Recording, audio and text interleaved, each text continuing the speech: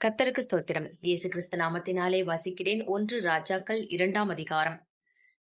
தாவீது மரணமடையும் காலம் சமீபித்த போது அவன் தன் குமாரனாகிய சாலொமோனுக்கு கட்டளையிட்டு சொன்னது, நான் பூலோகத்தார் யாவரும் போகிற வழியே போகிறேன்.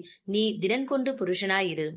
நீ என்ன செய்தாலும், நீ எங்கே போனாலும் எல்லாவற்றிலும் புத்திமானாய் இருக்கிறதற்கும், கர்த்தர் என்னை குறித்து உன் பிள்ளைகள் தங்கள் முழு இருதயத்தோடும் தங்கள் முழு ஆத்மாவோடும் எனக்கு முன்பாக உண்மையாய் நடக்கும்படிக்கு தங்கள் வழியை காத்து கொண்டால் இஸ்ரவேலின் சிங்காசனத்தின் மேல் வீற்றிருக்கத்தக்க புருஷன் உனக்கு இல்லாமற் போவதில்லை என்று சொன்ன வார்த்தையை திடப்படுத்துகிறதற்கும், மோசேயின் நியாய பிரமாணத்தில் எழுதியிருக்கிறபடி நீ உன் தேவனாகிய கர்த்தருடைய கட்டளைகளையும் கற்பனைகளையும் நியாயங்களையும் சாட்சிகளையும் கைக்கொள்ள அவர் வழிகளில் நடக்கும்படிக்கு அவருடைய காவலை காப்பாயாக.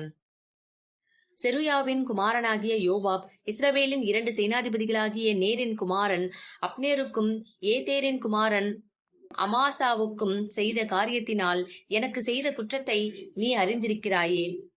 அவன் அவர்களை கொன்று சமாதான காலத்திலே யுத்த காலத்து இரத்தத்தை சிந்தி, யுத்த காலத்து இரத்தத்தை தன் அறையிலுள்ள கச்சையிலும் தன் கால்களில் இருக்கிற பாதரட்சையிலும் வடிய விட்டானே. ஆகையால் உன் யுக்தியின்படியே நீ செய்து அவனுடைய நரைமயிர் சமாதானமாய் பாதாளத்தில் இறங்க ஒட்டாதிரு.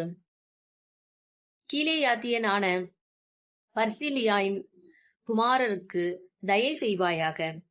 அவர்கள் உன் பந்தியிலே சாப்பிடுகிறவர்களுடன் இருப்பார்களாக.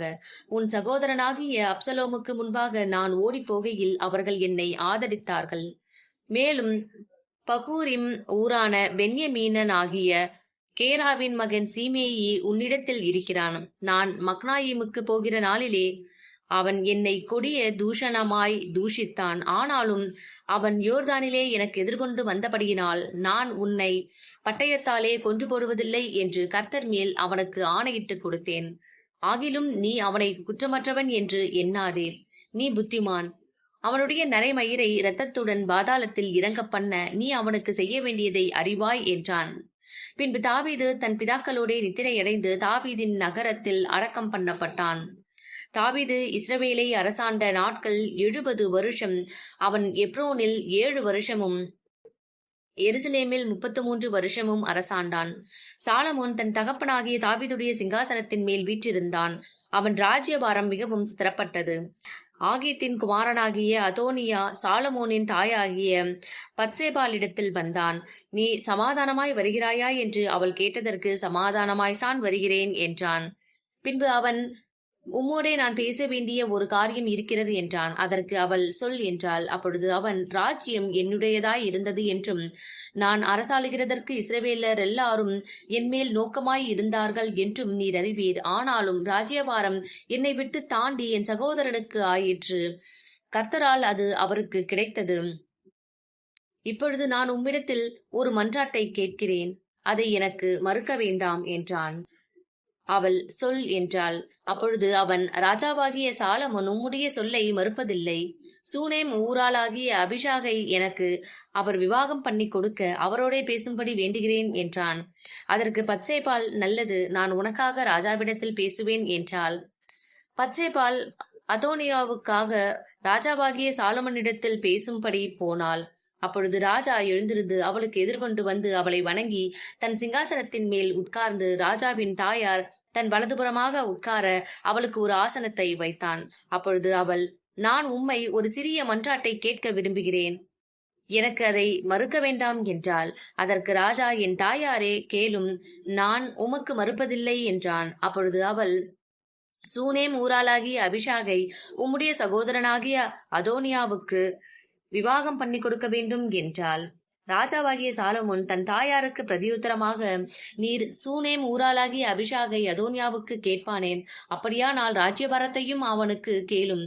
அவன் எனக்கு மூத்த சகோதரன். அவனுக்கும் ஆசாரியனாகிய அபியத்தாருக்கும் செருயாவின் குமாரன் யோவாபுக்குமே அதை கேளும் என்றான்.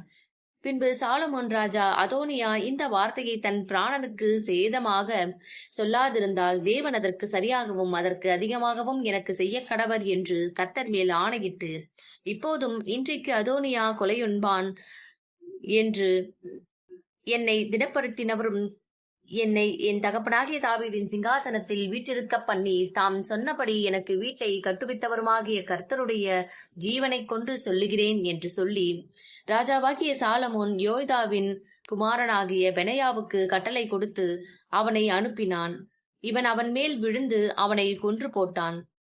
ராஜா ஆசாரியனாகிய அபியத்தாரை நோக்கி, நீ உன் நிலங்கள் இருக்கிற ஆனதோத்திற்கு போய்விடு. நீ மரணத்திற்கு பாத்திரவானாய் இருந்தும் நீ என் தகப்பனாகிய தாவீதுக்கு முன்பாக கர்த்தராகிய ஆண்டவருடைய பெட்டியை சுமந்தபடியினாலும் என் தகப்பன் அனுபவித்த உபத்திரவத்தை எல்லாம் நீ கூட அனுபவித்தபடியினாலும் இன்றைய தினம் நான் உன்னை கொலை செய்ய மாட்டேன் என்றான். அப்படியே கர்த்தர் சீலோவிலே ஏலியின் வீட்டாரை குறித்து சொன்ன வார்த்தையை நிறைவேற்றும்படியாக சாலமோன் அபியத்தாரை கர்த்தருடைய ஆசாரியனாய் இராதபடிக்கு தள்ளி போட்டான். நடந்த இந்த செய்தி யோவாவுக்கு வந்தபோது அவன் கர்த்தருடைய கூடாரத்திற்கு ஓடிப்போய் பலிபீடத்தின் கொம்புகளை பிடித்துக் கொண்டான். யோவாப் அப்சலோம் பட்சம் சாயாதவனாய் இருந்தும் அதோனியாவின் பட்சம் சாய்ந்திருந்தான். யோவாப் கர்த்தரின் கூடாரத்துக்கு ஓடிப்போனான் என்றும் இதோ பலிபீடத் தண்டையில் நிற்கிறான் என்றும் ராஜாவாகிய சாலமோனுக்கு அறிவிக்கப்பட்ட போது சாலமோன் யோய்தாவின் குமாரனாகிய பெனாயாவை அனுப்பி, நீ போய் அவன் மேல் விழு என்றான்.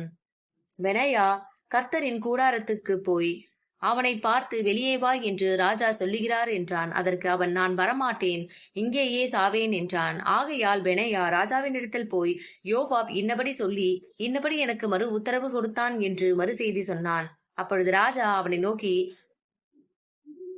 அவன் சொன்னபடியே நீ செய்து அவனை கொன்று அடக்கம் பண்ணி இவ்விதமாய் யோவாப் முகாந்தரமில்லாமல் சிந்தின இரத்தத்தை என்னை விட்டும் என் பிதாவின் வீட்டை விட்டும் விலக்கிப் போடு. அவன் தன்னை பார்க்கிலும் நீதியும் நற்குணமுள்ள 2 பேராகிய நேரின் குமாரன் அப்னேர் என்னும் இஸ்ரவேலின் படைத்தலைவன் மேலும் ஏதேரின் குமாரன் அமாசா என்னும் யூதாவின் படைத்தலைவன் மேலும் விழுந்து என் தகப்பனாகிய தாவீதுக்கு தெரியாமல் அவர்களை பட்டயத்தால் கொன்ற அவனுடைய இரத்தப்பழியை கர்த்தர் அவனுடைய தலையின் மேல் திரும்ப பண்ணுவாராக. இப்படியே அவர்களுடைய இரத்தப்பழி என்றும் யோவாபுடைய தலையின் மேலும் அவன் சந்ததியாரின் தலையின் மேலும் திரும்பவும் தாவீதுக்கும் அவர் சந்ததியாருக்கும் அவர் வீட்டாருக்கும் அவர் சிங்காசனத்திற்கும் என்றைக்கும் கர்த்தராலே சமாதானம் உண்டாயிருக்கவும் கடவது என்றான். அப்படியே யோய்தாவின் குமாரன் பெனாயா போய் அவன் மேல் விழுந்து அவனை கொன்று போட்டான். அவன் வனாந்தரத்தில் இருக்கிற தன்னுடைய வீட்டிலே அடக்கம் பண்ணப்பட்டான். அவனுக்கு பதிலாக ராஜா யோய்தாவின் குமாரன் பெனாயாவை இராணுவத்தின் மேலும் ஆசாரியனாகிய சாதோக்கை அபியத்தாரின் ஸ்தானத்திலும் வைத்தான். பின்பு ராஜா சீமேயியை அழைப்பித்து அவனை நோக்கி, நீ எருசலேமிலே உனக்கு ஒரு வீட்டை கட்டி அங்கே இருந்து எங்கேயாவது வெளியே போகாமல் அங்கே தானே குடியிரு. நீ வெளியே போய் கீதரோன் ஆற்றை கடக்கும் நாளில் நீ சாகவே சாவாய். அப்பொழுது உன் இரத்தப்பழி உன் தலையின் மேல் இருக்கும் என்பதை நீ நிச்சயமாய் அறிந்து கொள் என்றான். சீமேயி ராஜாவை பார்த்து, அது நல்ல வார்த்தை, ராஜாவாகிய என் ஆண்டவன் சொன்னபடியே உமது அடியானாகிய நான் செய்வேன் என்று சொல்லி சீமேயி அநேக நாள் எருசலேமிலே குடியிருந்தான். 3 வருஷம் சென்றபோது சீமேயின் வேலைக்காரர் 2 பேர் மாகாவின் குமாரனாகிய ஆகீஸ் என்னும் காத்தின் ராஜாவினிடத்துக்கு ஓடிப்போனார்கள். உன் வேலைக்காரர் காத் ஊரில் இருக்கிறார்கள் என்று சீமேயிக்கு அறிவித்தார்கள்.